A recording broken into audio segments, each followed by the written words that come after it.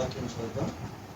ఈరోజు వాక్యం ఏంటంటే ఇర్మియాను గురించి, అపోస్తలుడైన పౌలు గురించి, వీళ్ళిద్దరి గురించి వాక్యాన్ని మనం ఈ యొక్క ఉదయకాల ధ్యానం చేద్దాం. ముందుగా ఇర్మియాను గురించినటువంటి మాటలో కొన్ని వాక్యాలు ధ్యానం చేద్దాం. ఇర్మియా రాసిన గ్రంథంలో 15వ అధ్యాయం 19వ వచనం నుంచి 20వ వచనం వరకు. కాబట్టి యెహోవా ఎలాగూ సెలవిచ్చెను, నీవు నా తట్టు తిరిగిన యెడల నీవు నా సన్నిధి నిలిచినట్లు నేను నిన్ను తిరిగి రప్పింతును. ఏవి నీచములో ఏవి ఘనములో నీవు గుర్తుపట్టిన యెడల నీవు నా నోటి వలె ఉందువు. వారు నీ తట్టుకు తిరగవలను కానీ నీవు వారి తట్టుకు తిరగకూడదు. అప్పుడు నేను ఈ ప్రజలను పడగొట్టజాలని ఎత్తడి ప్రకారంగా నేను నియమించేదను. నిన్ను రక్షించుటకు నిన్ను విడిపించుటకును నేను నీకు తోడైందును. కనుక వారు నీ మీద యుద్ధం చేయుదురు గాని నిన్ను జయింపకపోదురని యెహోవా సెలవిస్తున్నాడు. ఇది ఇర్మియా తోటి దేవుడు మాట్లాడుతున్నటువంటి మాటలు. ఏవి నీచములో ఏవి ఘనములో నువ్వు గుర్తుపట్టిన నువ్వు నా నోటి వలె పొందువు. వారు నీ తట్టుకు తిరగవాలంటే నీకు వారి తట్టుకు తిరగకూడదు. అప్పుడు ఈ ప్రజలు పడగొట్టడం చాలా ఇతర ప్రకారముగా నేను నిన్ను నియమిస్తాను. వారిని మీద యుద్ధం చేదురు కానీ జయింపకపోదురని యెహోవా సెలవిస్తున్నాడు. అంటే ఇర్మియా ప్రవక్తకి దేవుడు సెలవిచ్చినటువంటి మాట. ఆ ఇర్మియా గురించి కొన్ని మాటలు మనం ధ్యానం చేద్దాం. ఇర్మియా రాసిన గ్రంథం 1వ అధ్యాయము 5వ వచనం నుంచి 8వ వచనం వరకు. యెహోవా వాక్కు నాకు ప్రత్యక్షమై ఎలాగూ సెలవిచ్చెను. గర్భములో నేను నిన్ను రూపింపక మునిపే నిన్ను ఎరిగితిని. నువ్వు గర్భం నుండి బయలుపడక మునిపే నేను నిన్ను ప్రతిష్ఠించితిని. జనములకు ప్రవక్తగా నేను నియమించితిని. అందుకే అయ్యో ప్రభువుగా యెహోవా చిత్తగించు. నేను బాలుడిని మాట్లాడుటకు నాకు శక్తి చాలదని నేను అనగా యెహోవా నాకు ఎలాగూ సెలవిచ్చెను. నేను బాలుడిని అనవద్దు. నేను నిన్ను పంపువారి అందరి ఎద్దకు నువ్వు పోవలను. నీకు ఆజ్ఞాపించిన సంగతులను చెప్పవలను. వారికి భయపడకము. నిన్ను విడిపించుటకు నీకు తోడై ఉన్నాను. ఇదే యెహోవా. నువ్వు భయపడద్దు, నేను నీకు తోడై ఉన్నాను. నిన్ను విడిపించుటకు నేను నీకు తోడై ఉన్నాను. నేను బాలుడిని అనుకో, నేను నీకు తోడైనా. నేను పంపువారి ఎద్దకు నువ్వు పోవాలి. నేను చెప్పినదంతా వాళ్ళకి ప్రకటన చేయాలి. ఇది ఇర్మియాతో దేవుడు మాట్లాడుతున్నటువంటి మాట. 17వ వచనం చదువు. కాబట్టి నువ్వు నడుము కట్టుకొని నిలబడి నేను నీకు ఆజ్ఞాపించినదంతా వారికి ప్రకటన చేయము. భయపడకము. లేదా నేను వారి ఎదుట నీకు భయం పుట్టిస్తాను. నేను చెప్పిందంతా చెప్పేది. నువ్వు భయపడద్దు. నేను విడిపించుటకు నేను నీకు తోడై ఉన్నాను. నువ్వు ఒకవేళ భయపడ్డావా వాళ్ళ ఎదుట నీకు నేను భయాన్ని పుట్టిస్తాను. దేవుడు పంపిస్తున్నాడు ఇర్మియాని. వెళ్ళాలి, నేను చెప్పినదంతా వాళ్ళకి ప్రకటన చేయాలి. నువ్వు భయపడకము. భయపడ్డవా వారి ఎదుట నీకు నేను భయాన్ని పుట్టిస్తాను. ఇది ఇర్మియాతో దేవుడు మాట్లాడుతున్నటువంటి మాటలు. దేవుడి మాటలు లక్ష్య పెట్టాలి. ఇర్మియా వెళ్ళి ఏం చేయాలి, ఎక్కడికి వెళ్ళాలి అని అంటే ఇర్మియా గ్రంథం 7వ అధ్యాయం 1 నుంచి 4 వచనాలు చదవండి. యెహోవా యొద్ద నుండి ఇర్మియాకు ప్రత్యక్షమైన వాక్కు. యెహోవా మందిరపు దూరము నిలబడి ఈ మాట అచ్చటనే ప్రకటింపు. యెహోవాకు నమస్కారం చేయుటకై ఈ దూరంలో పడి ప్రవేశించు యోధావారులారా యెహోవా మాట వినుడి. సైన్యములకు అధిపతి ఇశ్రాయేలు యొక్క దేవుడు నాకు యెహోవా సెలవిచ్చుచున్నాడు. యెహోవా ఇలాగూ సెలవిస్తున్నాడు. ఈ స్థలమును మిమ్మల్ని నివసింపజేయనట్లు, ఈ స్థలమును మిమ్మల్ని నివసింపజేయనట్లు, మీ మార్గం మీ క్రియలు మీరు దిద్దుకొనుడి. ఈ మార్గంలో మీ క్రియలను దిద్దుకొనుడి. ఈ స్థలము యెహోవా ఆలయము, ఈ స్థలము యెహోవా ఆలయము, ఈ స్థలము యెహోవా ఈ ఆలయము, స్థలము యెహోవా ఆలయము, ఈ స్థలము యెహోవా ఆలయము, ఈ స్థలము యెహోవా ఆలయము అని మీరు చెప్పుకుంటున్నారు. అని మీరు చెప్పుకొంటున్నారే. ఈ మోసకరమైన మాటలు ఈ మోసకరమైన మాటలు ఆధారం చేసుకొనుడి. ఈ మాటలు చెప్పాలని చచ్చికాడికి వెళ్ళి ఇర్మియా వెళ్ళి ఆరాధనకు వచ్చిన వాళ్ళందరికీ యెహోవా మందిర ద్వారం అంటే తలుపుగాడే నిలబడి ఈ దేవుడు నమస్కరించేటువంటి వాళ్ళు ఆరాధనకు వచ్చి వాళ్ళందరికీ మాటలు అక్కడే ఉండి చెప్పాలన్నాడు. ఇదే యెహోవా ఆలయం, ఇదే యెహోవా ఆలయం, ఇదే యెహోవా ఆలయం అని మీరు చెప్పుతున్నారు. ఈ మోసకరమైన మాటలు మీరు ఆధారం చేసుకోకండి అని ఈ మాటలు ఇర్మియాకి చెప్పాలంటున్నాడు. అక్కడికి వెళ్ళి మరి భయం ఏదంటే చర్చికాడికి వెళ్ళి నిలబడి అలా పడితే ఇప్పుడు సేవకులు ఎట్లా కొన్నా ప్రార్థనకు వచ్చిన వాళ్ళు ఊరుకోరు, మీదడిపోతాం. అక్కడికి ఇర్మియా భయపడుతూనే ఉన్నాడు. కానీ దేవుడు ఏం చెప్పాడు, నువ్వు భయపడకు, నేను నిన్ను విడిపించుటకు నేను నీకు తోడై ఉన్నాను. వారు నీ మీద యుద్ధం చేస్తారు, యుద్ధం చేదురు కానీ జయింపకపోదురని యెహోవా సెలవిస్తున్నాడు. యుద్ధం చేస్తారు కానీ జయించలేరు. ఇర్మియా 26వ అధ్యాయం 14-15 మీ దేవుడైన యెహోవా మాట వినండి. మీ దేవుడైన యెహోవా మాట వినుడి. ఇదిగో ఇదిగో నేను మీ వశంలో ఉన్నాను, నేను మీ వశములో ఉన్నాను. మీ దృష్టికి ఏది మంచిదో, మీ దృష్టికి ఏది మంచిదో, ఏది యుక్తమైనదో, ఏది యుక్తమైనదో అది నాకు చేయండి. అదే నాకు చేయుడి. అయితే మీరు చెవులారా ఈ మాటలన్నింటినీ చెవులారా ఈ మాటలన్నిటిని చెప్పుటకు నిజముగా యెహోవా మీ వద్దకు నన్ను పంపి ఉన్నాడు కనుక, యెహోవా మీ వద్దకు నన్ను పంపి ఉన్నాడు కనుక నన్ను చంపిన యెడల, మీరు నన్ను చంపిన యెడల నేను మీ మీదికిని, నేను మీ మీదికిని, ఈ పట్టణం మీదికిని, ఈ పట్టణం మీదకిని, నివాసుల మీదకిని, ఆ నివాసుల మీదకిని నిరపరాధి రక్తం దోషం తెప్పించుదని, నిరపరాధి రక్తం దోషమును తెప్పించుదని నిస్సందేహంగా తెలుసుకోండి. చాలండి, యెహోవా మాట వినండి. ఈ చెవులారా ఈ మాటలన్నీ చెప్పుటకు నిజముగా యెహోవా నన్ను పంపాడు. ఒకవేళ మీరు నన్ను చంపిన ఎడల ఈ పట్టణం మీదకి దోషము తెప్పిస్తారు. మీరు అక్కడికే భయపడుతూనే వెళ్ళాడు ఇర్మియా. కానీ వెళ్ళి ఇప్పుడు ఎందుకంటే ఈ బైబిల్లో నిజం కొన్న మాటలన్నీ వెళ్ళి సచ్చిగా చెప్పాలంటే మరి భయం అవుతుంది కదా జనాలు. వారికి భయపడకుండా వెళ్ళి చెప్పమన్నాడు. ఎందుకంటే వాళ్ళందరూ నీ తట్టుకు తిరగవాలి కానీ నీవు వారి తట్టుకు తిరగకూడదు. ఏవి నీచములో ఏవి ఘనములో నువ్వే గుర్తుపట్టాలి. ఏది నిజమో ఏది అబద్ధమో నువ్వే తెలుసుకోవాలి. వెళ్ళి వాళ్ళందరికీ కూడా ఈ మాటలన్నీ ప్రకటించి భయపడకు, లేదా నేను వారి ఎదుటి నీకు భయాన్ని పుట్టిస్తాను. ఇర్మియాతో దేవుడు మాట్లాడుతున్న మాటలు, ఇర్మియా దేవుడితో మాట్లాడుతున్న మాటలు చదువు. 15వ అధ్యాయం ఇర్మియా గ్రంథం 16వ వచనం చదువు. నీ మాటలు నాకు దొరకగా నేను వాటిని భుజించితిని. సైన్యములకు అధిపతి యెహోవా దేవా నీ పేరు నాకు పెట్టబడును కనుక, పేరు నాకు పెట్టబడును కనుక నీ మాటలు నాకు సంతోషమును, నీ మాటలు నాకు సంతోషమును, నా హృదయమునకు ఆనందం హృదయమునకు ఆనందమును కలుగజేయుచున్నవి. సంతోషించు వారి సమూహంలో నేను కూర్చుండలేదు, నేను ఉల్లాసించలేదు. కడుపు మంటతో నీవు నన్ను నింపి ఉన్నావు కనుక. ఏంటంటే సంతోషించే వారితో నన్ను నివసింపజేయలేదు, నువ్వు కడుపు మంటతోనే నన్ను నింపి ఉన్నావు. అయినా సరే నీ మాటలు నాకు సంతోషమును, నా హృదయమునకు ఆనందమును కలగజేస్తాను. ఇది ఇర్మియా దేవుడితో మాట్లాడుతున్న మాట. అంటే ఇర్మియా అంటే ప్రవక్త. ఇర్మియాని దేవుడు ఇర్మియాని ప్రవక్తని పిలిచేటప్పటికి అబద్ధ ప్రవక్తలు ఎక్కువైపోయారు. ఈ అబద్ధ ప్రవక్తలందరి గురించి ఇప్పుడు ఇర్మియా ఇలా మాట సత్యం చెప్పాలి.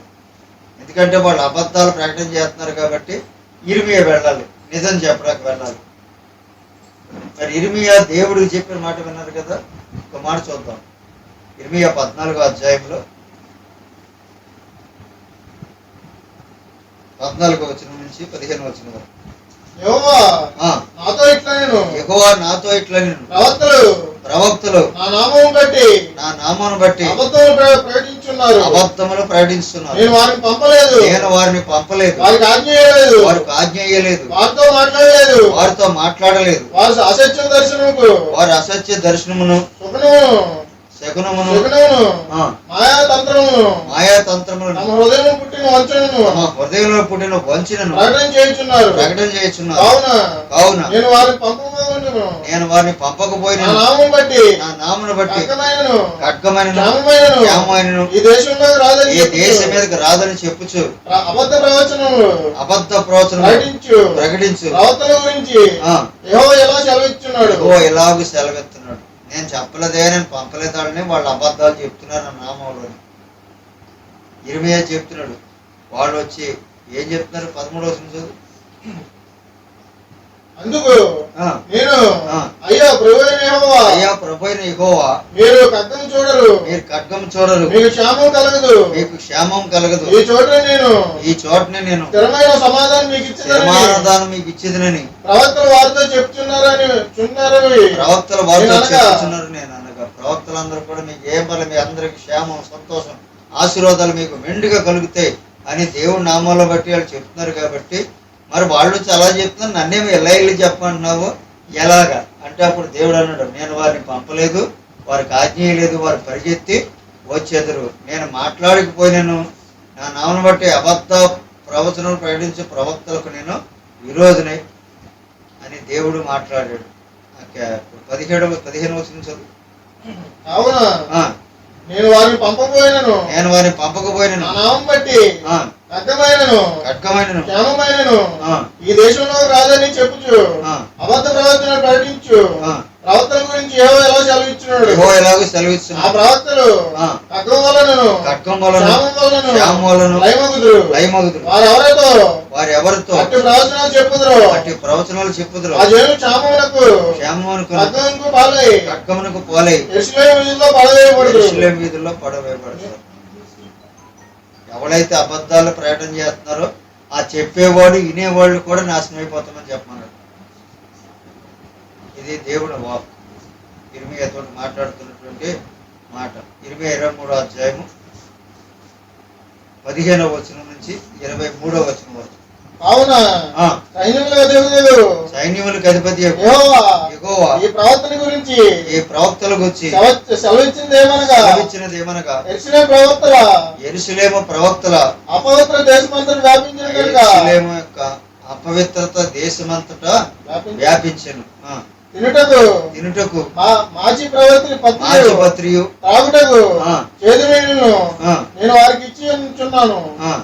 సైన్యముల అధిపతి యెహోవా ఎలా సెలవిస్తున్నాడు, మీరు ప్రవచనాలు ప్రకటించు, ప్రవక్తల మాటలు ఆలకించొద్దు అన్నాడు.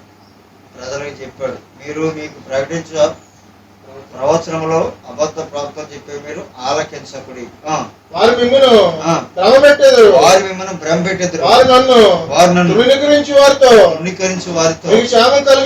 మీకు క్షేమం కలుగునని యెహోవా సెలవిచ్చినని తన హృదయ మూర్ఖత చెప్పున నడవగా మీకు కీడు రాదని చెప్పుచు యెహోవా ఆజ్ఞను బట్టి మాట్లాడక తమకు తోచిన దర్శనం బట్టి పలుకుదురు. యెహోవా మాట విని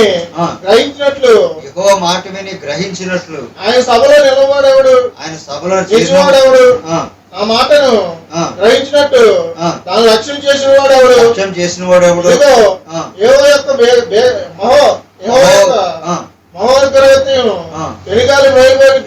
బయలుదేరుచున్నది. అది భీకరమైన పెనుగాలి. అది దుష్టుల తల మీదకి పెనును దిగును. దిగుతుంది. దుష్టుల తల మీదకి పెళ్ళున దిగును. తన కార్యాన్ని సఫలపరిచే వరకు తన హృదయ ఆలోచన నెరవేర్చే వరకు యెహోవా కోపం కోపము చల్లారదు. అంచెదనములో ఈ సంగతి మీరు బాగుగా గ్రహించదు. నేను ఈ ప్రవక్తలను పంపకుండాను వారు పరిగెత్తి వచ్చేదరు. వారితో మాట్లాడుకున్నాను. వారు ప్రకటించెదరు. వారు నా సభల్లో చేరిన వారు నా మాటలు నా ప్రజలకు తెలియజేస్తారు. దుష్క్రియలు చేయక వారు దుర్మార్గం విడిచిపెట్టినట్లు వారిని నా సేవకులు అయితే నా మాటలు నా ప్రజలకు తెలియజేస్తారు. దుష్క్రియలు చేయకుండా వారిని దుర్మార్గం విడిచిపెట్టిన వాళ్ళు తిప్పురు. వాళ్ళు నా సేవలో చేరిన వాళ్ళు కదండి. నేను పంపలేదు ఈ సేవకుల్ని. ప్రవక్త అనగా అర్థం ఇరవై 18 అప్పుడు జనులు ఇరిమయా విషయమై యుక్తిగల యోచన చేతుము రండి. యాజకుడు ధర్మశాస్త్రం వినిపించక మానడు. జ్ఞాని యోచన లేకుండా ఉండడు. ప్రవక్త వాక్యం చెప్పక మానడు. ప్రవక్త అంటే వాక్యం చెప్పక మానడు. వాక్యం చెప్పేవాడిని ప్రవక్త అంటారు. ఇర్మియా దేవుని వాక్యం పట్టుకెళ్ళి వాళ్ళు దేవుడు ఏం చెప్పిండో పట్టుకెళ్ళి వాళ్ళకి చెప్పాలి. ప్రవక్త అంటే వాక్యం చెప్పేవాడు. కాబట్టి మేమేమో నువ్వు చెప్పినట్టుగా వెళ్ళి ఇలా బోధిస్తుంటే ఇంకొక ప్రవక్తలు వచ్చేమో వాళ్ళు ఇంకో రకంగా బోధిస్తున్నారు అని దేవుడికి చెప్పినప్పుడు నేను వారిని పంపలేదు, వారికి ఆజ్ఞయలేదు. వారు నా సభలో చేరిన వారిని ఎడల నా మాటలు నా ప్రజలకు తెలియజేతులు. దుష్క్రియలు చేయక వారు దుర్మార్గం విడిచిపోయినట్లు అనేకులను త్రిప్పి ఇందురు. ఇదే యెహోవా వాక్కు. ఇది అబద్ధ ప్రవక్తలు ఎక్కువైపోతున్నటువంటి సందర్భంలో ఇర్మియాని పిలిచాడు దేవుడు. అక్కడికే నేను బాలుణ్ణి అంటే బాలుని అనవద్దు, నేను పంపవరి ఎద్దగలను పోవలను, నేను చెప్పినదంతయు వారికి ప్రకటన చెయ్యాలి. ఇది ఇర్మియాతో దేవుడు మాట్లాడిన మాటలు. ఇర్మియా సేవ చేస్తూ ఆయనకి ఎదురైనటువంటి మా భావం అబద్ధ ప్రవక్తల గురించి ఆయన కూడా దేవుడికి తెలియపరిచాడు. నీవు నన్ను సంతోషం ఉంచే వారిలో నన్ను ఉంచలేదు, ఉల్లాసించే వారితో నన్ను చేర్చలేదు, నన్ను కడుపు మంటతోనే ఉంచావు. ఎలా ఉంచాడంటే ఇర్మియాని కడుపు మంటతో ఉంచాడంట దేవుడు.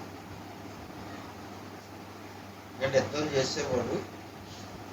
చేసేవాడికి పక్ష పర్వాణాలు పెట్టండి. యుద్ధానికి వెళ్ళాలి. అతను యుద్ధం ముగించిన అతనికి ఎన్నో విధాలైన బహుమానాలు ఉంటాయి. యుద్ధానికి వెళ్ళేటప్పుడు అతను ఏంటంటే ఇప్పుడు యుద్ధం చేసేవాడికి ఒకవేళ కత్తి దెబ్బ తగిలింది అనుకోండి, ఆడు కారం రాసుకోవాలి దాని మీద, బాధపడకూడదు. సార్ విజయ్ కుమార్ గారు పాట పాడుతూ ఏడుతున్నాడు. నెట్టవారి తోటలో మనం ప్రార్థన జరిగినప్పుడు ఆయన పాట అది, బ్రతకాలని ఆశ లేదయ్యా, ఒకవేళ బ్రతికినా నీ కొరకేనయ్యా, బ్రతకాలనే ఆశ లేదయ్యా, ఒకవేళ బ్రతికినా నీ కొరకేనయ్యా. ఈ పాట పాడుతూ ఏడుతున్నాడు. అప్పుడు నేను చూశాను, కాంగో నేనే కొట్టుకోడు. అప్పుడు నేను వెళ్ళాను. ఇప్పుడు మనము యుద్ధం చేసేవాళ్ళు, మనం సైనికుడు దెబ్బ తగిలితే కారం రాసుకోవాలి, ఏడవకూడదు. ఏడితే శత్రువులకు లోకువ, ఏడవకూడదు. అప్పుడు నిజంగా ఆయన విధేయుడు కాబట్టి విజయ్ కుమార్ గారు సారీ అన్నాను. ఎందుకంటే మనం కృంగిపోయి ఏడుతున్నాం అనుకో యుద్ధం చేసేటప్పుడు, అప్పుడు సైతాన్ని హేళన చేస్తాం. కాబట్టి ఇప్పుడు యుద్ధము వెళ్ళేటువంటి ప్రవక్త ఇర్మియా అబద్ధ ప్రవక్తల మీద యుద్ధం చేయాలి. నేను పంపలేదయ్యే వాళ్ళని, వాళ్ళంతటా వాళ్ళే వచ్చారు, వాళ్ళే ప్రకటన చేస్తున్నారు. అయితే వాళ్ళు ఎవరితో అబద్ధ ప్రవచనాలు ప్రకటిస్తున్నారో వాళ్ళు వినేవాళ్ళు కూడా నాశనం అయిపోతారని చెప్పమన్నాడు దేవుడు. ఇది ఇర్మియా గ్రంథం 23వ అధ్యాయం 29 నుంచి. నా మాట అగ్ని వంటిది కాదా, నా మాట అగ్ని వంటిది కదా, బద్దలు చేసి సుత్తి వంటిది కాదా, బద్దలు చేసి సుత్తి వంటిది కదా. కాబట్టి తమ జత పని వారి వద్ద నుండి నా మాటలు దొంగిలించు ప్రవక్తలకు నేను విరోధిని. ఇదే యెహోవా వాక్కు. స్వేచ్ఛగా నాలుకలు ఆడించుకుంటూ దైవోక్తులు ప్రకటించు. ప్రవక్తలకు నేను విరోధి. ఇదే యెహోవా వాక్కు. స్వేచ్ఛగా చెప్పకూడదు, దేవుడు మనకి ఖండితంగా చెప్పాలి.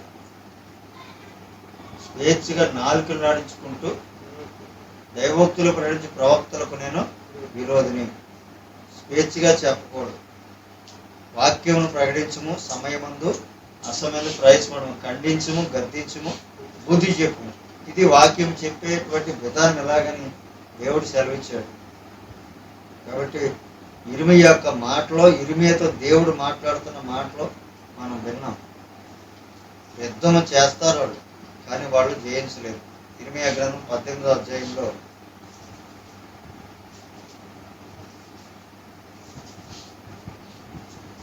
మొదటి నుంచి చదవండి, 5 వచనాలు. యెహోవా యొద్ద నుండి ఇర్మీయాకు ఇలా ప్రత్యక్షమైన వాక్కు, ఇర్మీయాకు ప్రత్యక్షమైన వాక్కు, నువ్వు లేచి కుమ్మరి ఇంటికి పొమ్ము, అక్కడ నీ మాటలు నీకు తెలియజేతును, అక్కడ నా మాటలు నీకు తెలియజేతును. నేను కుమ్మరి ఇంటికి వెళ్ళగా వాడు తన సారి మీద పని చేయుచుండెను. కుమ్మరి జగడమట్టితో చేయనున్న కుండ వాని చేతిలో విడిపోగా ఆ జగడమన్ను మళ్ళా తీసుకొని కుమ్మరి తనకు యుక్తమైనట్టుగా దాంతో మరి ఒక కుండ చేసెను. అంతటి యెహోవాకు నాకు ప్రత్యక్షమై ఎలా సెలవిచ్చెను, ఇశ్రాయేలు వాళ్ళారా, ఈ కుమ్మరి మంటికి చేసినట్లు నేను మీకు చేయలేనా? ఇదే యెహోవా జగడమన్ను కుమ్మరి చేతిలో ఉన్నట్లుగా ఇశ్రాయేలు వాళ్ళారా, మీరు నా చేతిలో ఉన్నారు. దాన్ని పెరిగింతునని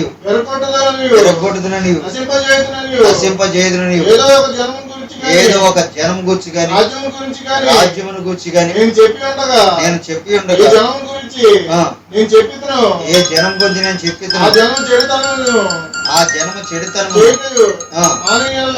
జనము చెడుతనం మా చేయటం మానిన యెడల నేను వారికి చేయను ఉద్దేశించిన కీడును గురించి సంతాపడతాను.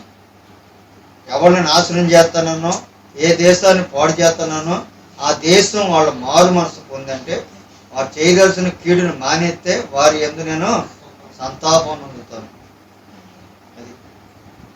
ఇది ఇర్మీయా యొక్క శక్తి.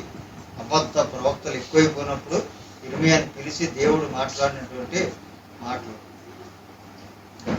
మత్తయి సువార్త 7వ అధ్యాయము 16వ వచనం చదవండి, 15వ వచనం చదవండి. అబద్ధ ప్రవక్తల గురించి జాగ్రత్త పడుడి.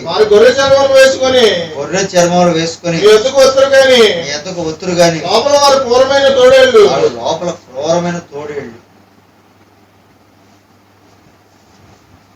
యేసు ప్రభు చెప్పినాడు, అబద్ధ ప్రవక్తల గురించి జాగ్రత్త పడండి, వారు క్రూరమైన తోడేళ్ళు, పైకి గొర్రె చర్మ కప్పుకొని వస్తారు.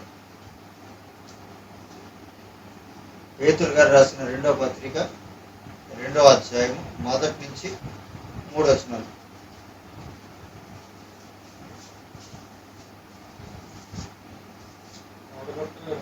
2వ పత్రిక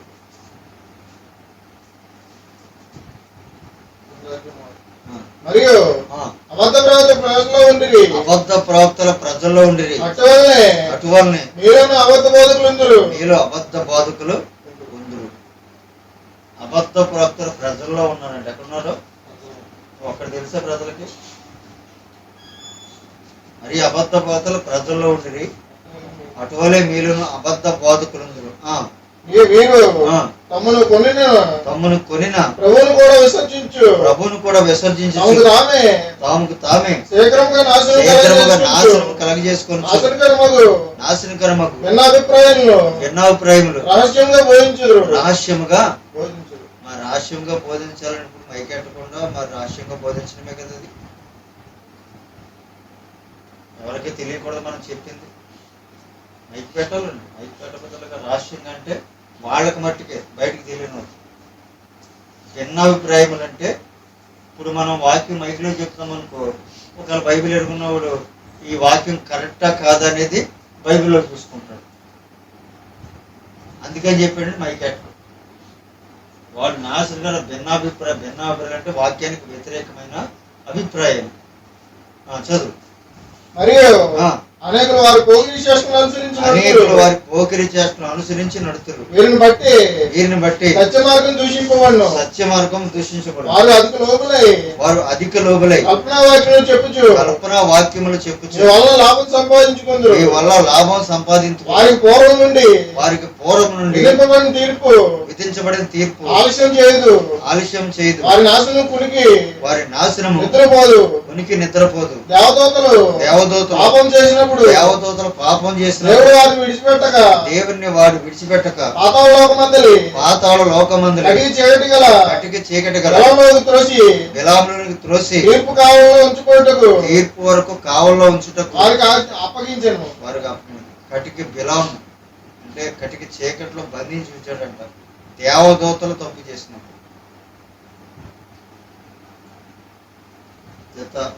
ఇర్మియా గురించి దేవుడు చెప్పినట్టు ఇర్మియాకి ఏమేం చెప్పాడో, ఇర్మియా దేవుడికి ఏం చెప్పాడు అనే సంగతులను ఇప్పుడు అపోస్తలుడైన పౌలు గారి గురించి వాక్యం ధ్యానించాడు.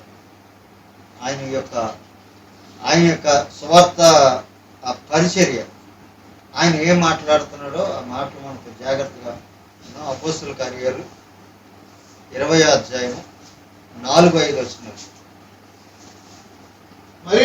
మరియు గురు కుమారుడు మరియా పట్టణస్థుడైన సోప్రాను 20వ అధ్యాయం 24వ వచనం.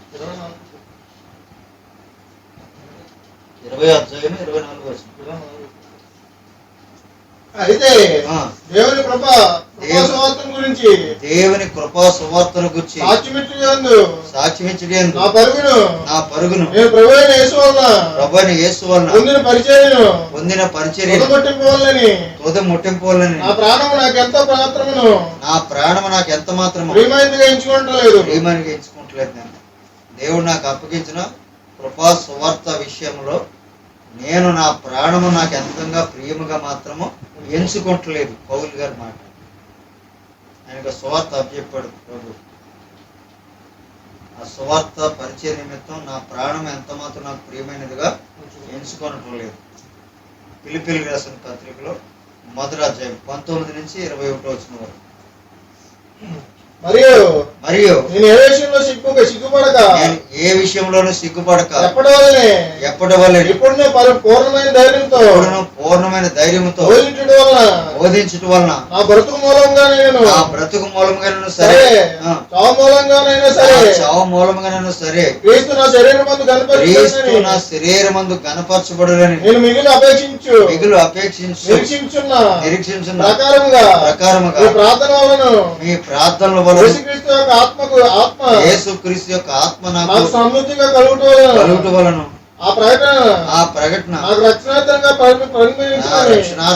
పరిగణించబడినని నేను ఎరుగుదును.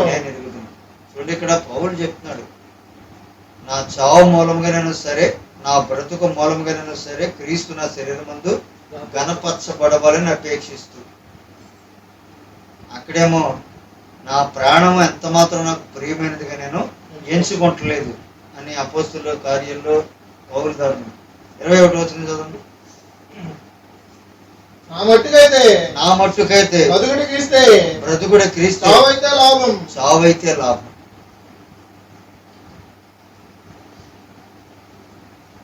పాట కూడా ఫస్ట్ అదే వచ్చింది. ఆ పాట మన పాట దాన్ని తీయాలి, ఎందుకో అదే వచ్చేసింది, ఫస్ట్ అదే పాడేశాను. బ్రతుకుట క్రీస్తే చావైతే మేలే, బ్రతుకుట క్రీస్తే చావైతే మేలే, క్రీస్తుకు అత సాక్షిగా మారినా, క్రీస్తుకు అత సాక్షిగా మారినా, పౌలు వలె సాగెదా సాగెద యేసునితో నా జీవిత కాలమంతా. పౌలు నేను బ్రతుకుడ క్రీస్తే చావైతే లాభమే. పౌలు నోటంటే వచ్చినటువంటి మాటలు అనుమతించుకోని మాటలు మనం చదువుదాం. గలతీ పత్రిక 2వ అధ్యాయం 19వ వచనం. నేనైతే దేవుని విషయమై జీవించి నిమిత్తము ధర్మశాస్త్రం విషయమై చచ్చిన వాడినైతే నేను క్రీస్తు కూడా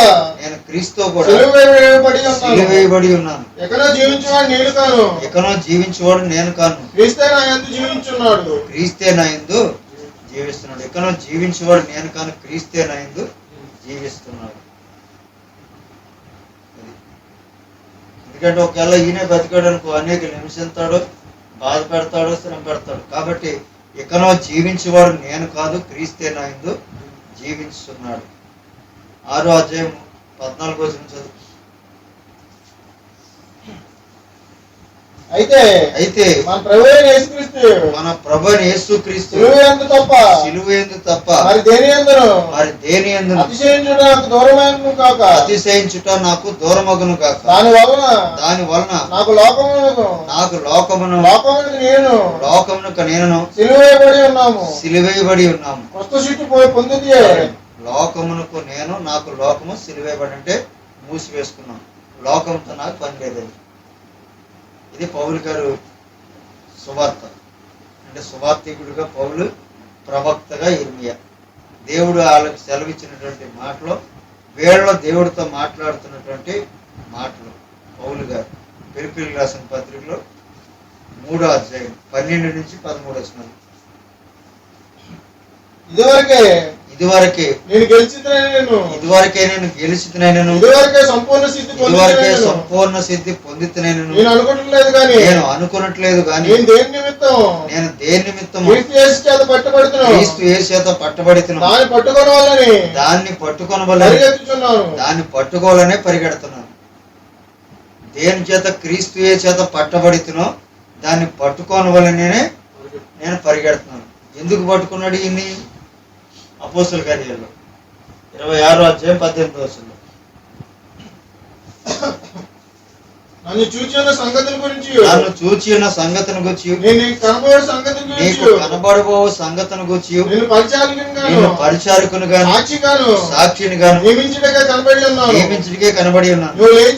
నువ్వు లేచి నీ పాదములు మోపి నిలువుము. నేను ఈ ప్రజల వలన అన్యజనుల వలన హాని కలగకుండా నిన్ను కాపాడేదను. వారి చీకట్లో నుండి వెలుగులోనికి, సాతాను అధికారం నుండి దేవుని వైపునకు తిరిగి విశ్వాసము చేత పాప క్షమాపణ పరచబడిన వారిలో స్వాస్థ్యమును పొందినట్లు వారి కన్నులు తెరచుటకై నేను వారి యొద్దకు పంపిదనని అందుకు పట్టుకున్నాడు. వారు సాతాను అధికారం నుండి దేవుడి వైపుకి తీసుకురావాలి. చీకట్లోంచి వెలుగులో కంటే పాత నిబంధన వాక్యంలో నుంచి కొత్త నిబంధన వాక్యంలోకి తీసుకురావాలి పౌరుని. దేని చేత క్రీస్తు యేసు చేత నేను పట్టబడుతున్నా దాన్ని పొందవాలని పరిగెడుతున్నాను. ఎందుకు ప్రభు పౌల్ని ఎందుకు పిలిచాడు, పిలిచి ఆయనకి ఏం చెప్పాడు ఆయన్ని కూడా చెప్తున్నాడు పౌలు గారు.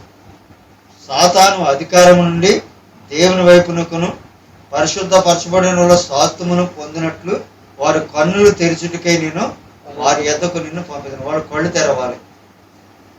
బైబిల్ చూడండి, బైబిల్ విధంగా రాయబడితే మీరు ఎందుకు ఇలాగ చేస్తున్నారు?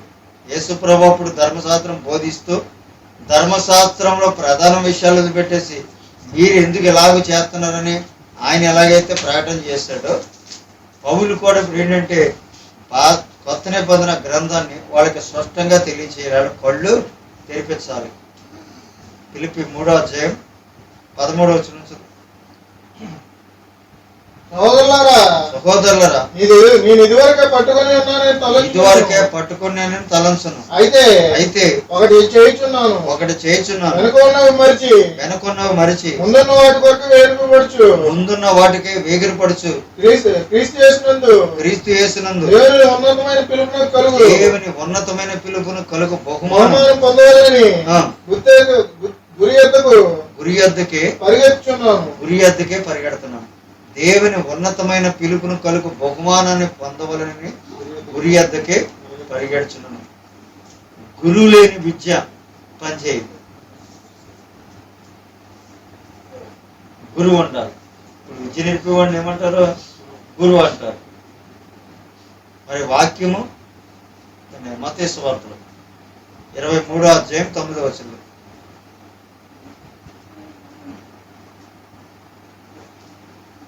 మరియు భూమి మీద ఎవరికైనా తండ్రి అని పేరు పెట్టవద్దు. ఒక్కడే మీ తండ్రి, ఆయన పరలోకమందున్నాడు. మరియు మీరు గురువులని పిలవబడవద్దు. క్రీస్తు ఒక్కడే మీ గురువు. గురి లేని విద్య పనిచేయదు, క్రీస్తు లేని సేవ పనిచేయదు. నా దేవుని మాటలో పౌలు గారు పరిచయ సువార్త పరిచర్య, ఇర్మియా యొక్క మరి ప్రవక్త యొక్క పరిచర్య. ఇర్మియా కూడా ఎన్నో ఇబ్బందులు, శ్రమలు, బాధలు అనుభవించాడు. చెరసాల్లోకి ఇర్మియా కూడా వెళ్ళాడు. అలాగే పౌలు కూడా చెరసాల్లోకి అనేక పర్యాయములు ఆయనే వెళ్ళాడు చెరసాల్లోకి. కాబట్టి దేవుడు మాట్లాడుతున్నటువంటి మాటలు వాళ్ళకి ఎందుకు దేవుడు పిలిచాడో, ఎందుకు వాళ్ళకి ఏమని చెప్పాడో దాన్ని పొందవాలని గురి ఎద్దకే పరిగెడుతున్నాను. గురి ఉండాలి. ఇప్పుడు తుపాకీ పేర్చేవాడు అందరూ పేరుస్తారు, అది సూటిగా వెళ్ళాలి. దేన్ని పేరుతున్నాడో దానికి తగలాలి. వీళ్ళందరి దగ్గర గన్లు ఉన్నాయి కానీ వీళ్ళకి గురి లేదు. గురి అంటే క్రీస్తు లేడు. ఎందుకంటే ఇక్కడ ఒక మాట చదువుతుంది, మత్తయి రాసిన సువార్తలో 7వ అధ్యాయంలో 24, 25 వచనం చదవండి.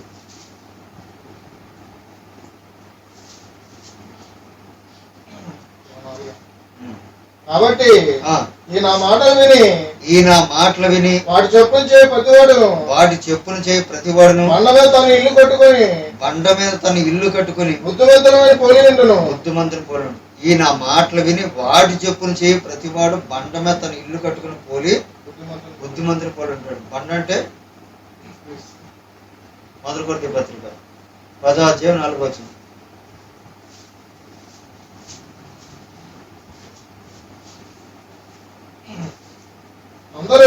అందరూ ఆత్మ సంబంధం ఒకే పానీయం చేసిరి. తమను వెంబడించిన ఆత్మ సంబంధమైన బండలోని రాగిరి. ఆ బండ క్రీస్తే. బండ మీద ఇల్లు కట్టుకుంటే క్రీస్తు మీద కట్టుకోలేదు. ఆ బండ క్రీస్తే. ఇల్లు కట్టేటప్పుడు పునాది ఉండాలి. పునాది లేకుండా ఇల్లు కడితే ఇల్లు కట్టవచ్చు కానీ అది పడిపోద్ది. ఇల్లు కట్టేవాడు కింద పునాది ఉండాలి. పునాది వేసి ఇల్లు కట్టాలి తప్ప పునాది లేకుండా ఇల్లు కడితే అది కొంతకాలం ఉంటుంది. వాన వచ్చినా వరద వచ్చినది కొట్టుకెళ్ళిపోతుంది. పునాది వేసిన తర్వాత ఇల్లు కట్టాలి. 1 కొరింథీ పత్రిక 3వ అధ్యాయం 10, 11 వచనాలు. దేవుడు నాకు అనుగ్రహించిన కృప చొప్పున నేను నేర్పరి అయిన శిల్పకారుని వలె పునాది వేసి దాని మీద కట్టుచున్నాడు. ప్రతివాడు దాని మీద ఎలా కట్టుచున్నాడు జాగ్రత్తగా చూసుకొని వేయబడిన తప్ప మరి యొక్క పునాది ఎవడో వేయినారు. ఈ పునాది యేసుక్రీస్తే. బండ ఎవరో యేసుక్రీస్తే, పునాది ఎవరో యేసుక్రీస్తే. బండ మీద ఆయన మాటలు విని ఆయన మాటలు చెప్పిన చేయవాడు బండ మీద ఉంటాడు, క్రీస్తులో ఉంటాడు. పౌలు గారికి ఆ బాధ్యత అప్పచెప్పాడు. ఆ బాధ్యతను నెరవేర్చడం కోసం పౌలు గారు నా చావు మూలంగానైనా సరే, నా బతుకు మూలంగానైనా సరే క్రీస్తు నా శరీరమందు కనపరచబడాలి. అలాగే కొలసీ పత్రికలో 1వ అధ్యాయం 24వ వచనం. ఇప్పుడు మీ కొరకును నేను అనుభవించిన శ్రమ లేదు. సంతోషించు. సంఘమును ఆయన శరీరము కొరకు క్రీస్తు పడిన పాటలలో పొదువైన వాటి యందు నా వంతు నా శరీరమందు పూర్ణం చేస్తున్నాను. క్రీస్తు పడినటువంటి ఆ బాధల శ్రమలే ఉన్నాయో అవి నా వంతుగా నా శరీరమందు నేను సంపూర్ణం చేస్తున్నాను. ఇప్పుడు మీ కొరకు నేను అనుభవిస్తున్న శ్రమలందు సంతోషిస్తూ. సంఘము అను ఆయన శరీరం. సంఘం అంటే ఆయన శరీరం అని, శరీరం అంటే వాక్యం అని. సంఘ వాక్యంలో ఉండాలి. సంఘం అనగా వాక్యంలో ఉండాలి. మరి పౌలు గారికి దేవుడు అప్పగించిన బాధ్యత. కొరింథీ మొదటి పత్రిక 9వ అధ్యాయము 16 నుంచి 20 వరకు. నేను సువార్తను ప్రకటించున్నాను. నాకు అతిశయ కారణం లేదు. సువార్తను ప్రకటించవలసిన భారం నా మీద మోపడి ఉన్నది. అయ్యో అయ్యో, నేను సువార్తను ప్రకటించకపోయినా సువార్తను ప్రకటించకపోయినా నాకు శ్రమ. ఇది నేను ఇష్టపడి చేసిన నాకు జీతం దొరుకును. ఇష్టపడకపోయినను గృహ నిర్వాహకత్వం నాకు అప్పగించబడింది. అట్లయితే నాకు జీతమేమి. నేను సువార్తను ప్రకటించినప్పుడు నాకున్న అధికారమును పూర్ణముగా వినియోగపరచుకొనకుండా సువార్తను ఉచితంగా ప్రకటించటే నా జీతము. సువార్తను ఉచితంగా ప్రకటించటే నా జీతం. ఎందుకంటే ఇదివరకు మాకు బైబిల్ మాకు ప్రార్థన గీతం తెలియనప్పుడు ఏం చేసేవారంటే ఎవరన్నా వచ్చి ప్రార్థన ఎడితే ప్రార్థన ఎట్టి పాటలు పాడేసి చివరిగా పాట పాడుతుండగా మరి కానుకలు ఎత్తబడతాయి. మరి అందరూ కూడా మరి కానుకలు అంటే ఎందుకు వాకింగ్ చెప్పకుండా ముందు కానుకలు ఎత్తేసారంటే ఏమో వాకింగ్ చెప్పి మధ్యలో లేచి వెళ్ళిపోతారేమో భయం. కానుకలు ఎత్తబడతాయని కానీ పాప పళ్ళేలు పట్టుకుని వెళ్ళి కానుకలు పట్టేసుకున్న తర్వాత ఇంకా ఆ తర్వాత వాళ్ళు ఉంటే వాకింగ్ చెప్పడం ఉంటే లేకపోతే ఏంటంటే ఇదివరకు ప్రార్థన పెట్టుకోవాలంటే బాబోయ్ ప్రార్థన పెట్టుకోవాలంటే పాస్టర్ గారికి ఎంత ఇవ్వాలి, పాస్టర్ గారికి భోజనం సిద్ధపరచాలి, పాస్టర్ గారికి ఘనంగా చూసుకోవాలి అని అన్నీ కూడా ఉండి నేను ఈ సువార్త పరిచయం మొదలెట్ల నుంచి అనేక మంది అమ్మ వాక్యం వినండి, కానుక అనేది కంపల్సరీ ఇవ్వాలి, కానీ లేకపోయినా వాక్యం వినొచ్చు అనేటువంటి ఈ సువార్త పరిచయం ప్రారంభించి, ఎందుకంటే పౌలు గారు దేవుని సువార్తను ఉచితంగా ప్రకటించుటే నా జీతము. సువార్తను ఉచితంగా ప్రకటించాలంటే ఉచితంగా ప్రకటించాలంటే ప్రకటించోడు ఎట్లా బతుకుతాడు? ఫిలిప్పీ పత్రిక 4వ అధ్యాయం 15వ వచనం 15-19 వచనం కూడా రాస్తాడు. ఫిలిప్పీయులారా సువార్త నేను బోధింపనారంభించి మాసిదోనియా నుండి వచ్చినప్పుడు ఇచ్చే విషయంలోను పుచ్చుకునే విషయంలోను మీరు తప్ప ఏ సంఘం వారును నాతో పాలువారు కాలేదని మీకు తెలియదు.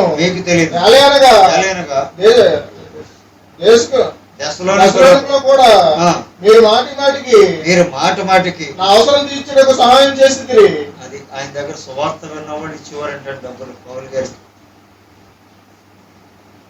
మీరు మాటికి నా అవసరం తీర్చుటకు మీరు నాకు సహాయం చేసి నేను ఈవిని అపేక్షించి ఎలా చెప్పడం లేదు కానీ లెక్కకు విస్తార బలం రావాలని అపేక్షించి చెప్తున్నాను. నేను ఈవెన్ అంటే డబ్బులు ఆశించి చెప్పట్లేదు కానీ మీ లెక్కకు విస్తార ఫలం, మీ ఆశీర్వాదాలు ఎక్కువ రావాలంటే అపేక్షించి చెప్తున్నాను. 19వ వచనం కాగా దేవుడు తన ఐశ్వర్యం చెప్పున క్రీస్తు యేసున మహిమలో మీ ప్రతి అవసరాన్ని తీరుతాడు. అపోస్తలుడైన పౌలు గారు ఎవరి దగ్గర చేయి చాపుకుంటే ఆయన దగ్గర వాక్యమైన వాళ్ళు వచ్చి ఆయనకి మాటికి సహాయం చేస్తూ ఉండేవారు.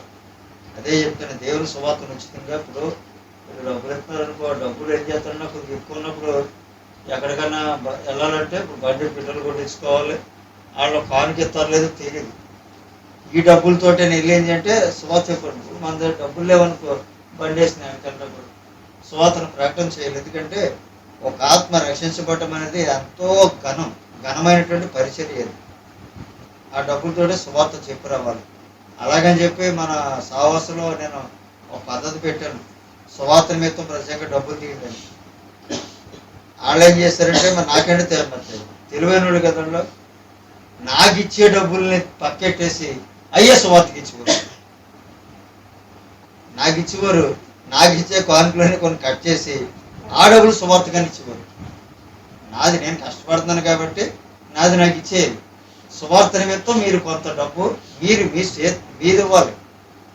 సువార్త వేరు. అందుకని సంఘంలో చూడండి, కానుకలు ఉంటే ప్రత్యేకమైన కానుకలు ఉంటాయి. ప్రత్యేక కానుకలు వేరు, కృతజ్ఞత కానుకలు వేరు, ప్రత్యేకమైన కానుకలు వేరు. కాబట్టి ఇప్పుడు సువార్తను నిమిత్తం ఎందుకంటే మరి తమ్ముడు రమేష్ కొంత ఎప్పుడో 6 నెలల క్రితం కొంత డబ్బులు ఇచ్చాడు కాబట్టి ఆ డబ్బులతోటే అనేక గ్రామాలు వెళ్ళి సువార్త వచ్చేసారు. కొంత డబ్బులు పట్టుకొని ఇచ్చాడు. ఈ కరోనా కాలం వల్ల ఆయన కూడా చల్లబడిపోయాడు. అన్న వెళ్ళి శుక్రవారం ఇంటికి వెళ్ళి వాకింగ్ చెప్పి ప్రార్థన చేసి ఇస్తే అయ్యగారు ఏమనుకోగా ₹40 ఇచ్చి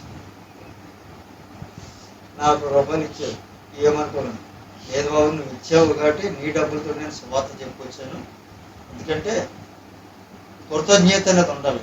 ఎవరిదైనా సరే దేవుడికి ఖర్చు పెట్టినటువంటి డబ్బు విషయంలో ఎప్పుడూ కూడా మనం ఆలోచన చేయక్కర్లేదండి. అది ఏంటో కొన్ని మాటలు బైబిల్లో చూపిస్తాను. కొరింథీ 2వ పత్రికలో 7వ అధ్యాయం 5వ వచనం నుంచి 9వ వచనం వరకు. మేము మా శరీరానికి వచ్చినప్పుడు మా శరీరం ఏమాత్రం విశ్రాంతి పొందలేదు. ఎన్నో అధ్యాయం అది? 9వ అధ్యాయం 5 నుంచి. అవునా, లోగడ ఇచ్చేదమని మీరు చెప్పిన ధర్మం పిసినతనముగా ఇయ్యక ధారాళముగా ఇవ్వాలని చెప్పి సహోదరులు ముందుగా వచ్చి దాన్ని జమ చేయుటకై వారిని హెచ్చించుటకు అవసరమని తలంచితిని. కొంచెంగా విత్తువాడు కొంచెంగా పంట కోయను, సమృద్ధిగా విత్తువాడు సమృద్ధిగా పంట కోయను అని ఈ విషయమే చెప్పవచ్చును. సనుక్కొనకయు బలవంతంగా ప్రతివాడు తన హృదయంలో నిశ్చయించుకుని ప్రకారము ఇయ్యవలెను. దేవుడు ఉత్సాహంగా ఇచ్చేవాడిని ప్రేమించును. ఎవరు ప్రేమిస్తాడు? ఉత్సాహంగా ఇచ్చేవాడిని దేవుడు ప్రేమిస్తాడు. మూల భాషలో దీవెనలతో చదువుకోకూడదు, బలవంతంగా కాకుండా ఉత్సాహంగా ఇచ్చేవాడిని దేవుడు ప్రేమించినంటే దీవెనలతో అని రాయబడ్డది. అంటే దేవుని సువార్తను ఉచితంగా ప్రకటించుటే నా జీవితం అని పౌలు అక్కడ చెప్పినట్టుగా మనం వాక్యం చూస్తున్నాం. అనేక మంది సువార్త చెప్పలేదు. మరి ఇందాకే మీకు చెప్పాను కదా 7 వారాల ప్రార్థన. 7 వారాలంటే మరి మన వాక్యం మీకు ఎలా చెప్తానో అక్కడ కూడా అలాగే చెప్తాను. సువార్తే అనుకూలంగా మంచి మంచి మాటలు చెప్పను. మనకి ఎలా చెప్పాను 7 వారాలు కూడా అలా చెప్పాను. 7 వారాలకు ₹1 కూడా అవ్వరు, కనీసం టీ కూడా అవ్వరు. అయినా సరే నేను మా పాప మా ఆవిడ ముగ్గురు వెళ్ళి మేమే పాటలు పాడి, ఎందుకంటే ఆవిడ సత్యాన్ని అంగీకరించింది. ఆ సత్యముడు అంగీకరించడం వల్ల ఆవిడ ఇంటికాడ ప్రార్థన పెడితే అనేక మందికి సువార్త పెడతారు. నిలబడాలి, మనిషి కావాలి మనకి. అంటే ఇప్పుడు మనం మైసెట్ పెట్టేసుకుని చెప్పలేమేంటి? ఇక్కడ మనిషి కావాలి, ఇక్కడ ఒప్పుకోవాలి. అలాగే అక్కడ ఆవిడ ప్రార్థన పెట్టడానికి సంఘంలోకి వెళ్తుంది కాబట్టి ఆ అమ్మాయి ఇంటి మీద మేడ మీద ప్రార్థన పెడతాక అమ్మాయి అంగీకరిస్తారు. మేడ మీద ప్రార్థన పెట్టామనుకో 2 గొట్టాలు 2 బాక్సులు పెడితే 4 మూలకి సువార్త వెళ్ళిపోతుంది. అది సువార్త ప్రకటన జరగాలి, సువార్త ప్రకటన జరగాలి. ఎందుకంటే నా సువార్త ఏంటంటే సువార్త ప్రకటించుడి యేసయ్యను సహనముతో ప్రకటించుడి యేసయ్యను పట్నాలలోన గ్రామాలలోన యేసయ్య దేవుడని తండ్రి కుమార పరిశుద్ధ నామం తానయ్యే ఉన్నాడని పట్నాలలోన గ్రామాలలోన యేసయ్య దేవుడని తండ్రి కుమార పరిశుద్ధ నామం తానయ్యే ఉన్నాడని సర్వలోకానికి ప్రకటించుడి సర్వలోకానికి ప్రకటించుడి యేసయ్య వార్త ప్రకటించుడి. అంటే ఏ తండ్రి కుమార ఆయనేనని సువార్త సర్వలోకానికి చెప్పండి. ఒక్కడే దేవుడు. వీళ్ళు ఏం చేశారంటే 3 దేవుడిని చూపిస్తున్నారు. 3 కాదు, ఒక్కడే. ఆయనే తండ్రి, ఆయనే కుమారుడు, ఆయనే క్రీస్తు.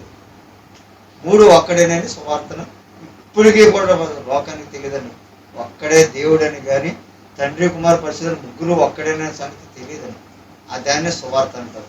యేసు ప్రభు మృతుల్లోంచి లేచి వచ్చిన తర్వాత మత్తయి సువార్త 28వ అధ్యాయంలో 19వ వచనం చదువు.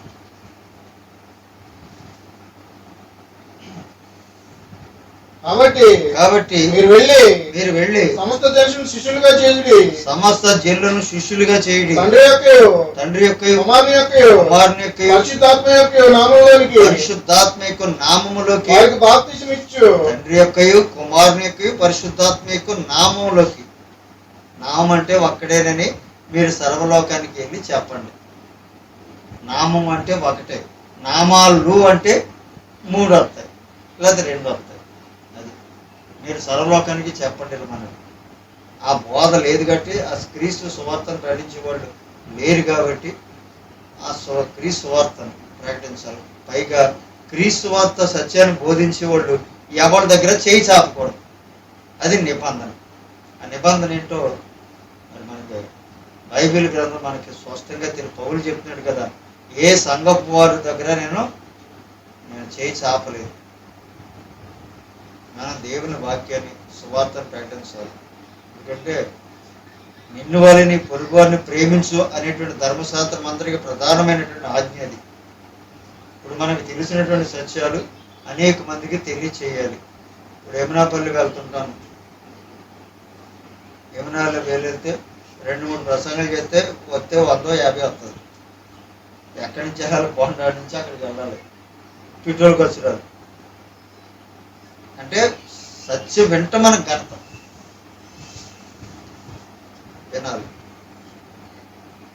పైగా మనం ఏంటంటే దేవుడు మనకి ఇచ్చినటువంటి బాధ్యత, ఇప్పుడు పౌలుకి అప్పగించిన బాధ్యతను నెరవేర్చాలంటే దేవుని సువార్తను ఉచితంగా ప్రకటించుకే నా జీవితం. సువార్తను ప్రకటన చేయాలి. ఎందుకంటే ఆ సువార్త ఇతరులకు మనం ప్రకటించినప్పుడు ఆ ఆశీర్వాదాలు మనకు వస్తాయి. లెక్క అది. అంటే ఎవరు ఈ సువార్తను ప్రకటింపజేస్తారు, ఈ వాక్యాన్ని వెళ్ళబడి చేయించారు, చెప్పేవాడు చెప్పాల్సి అక్కడ ఉంటుంది. పేతురు పత్రికలో 4వ అధ్యాయం 11వ వచనం చూడండి.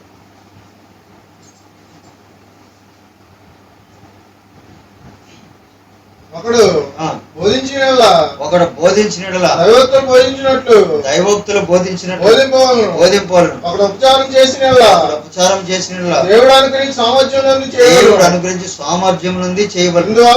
ఇందువలన దేవుడు అన్నింటిలోనూ యేసుక్రీస్తు ద్వారా మహిమపరచబడతాడు.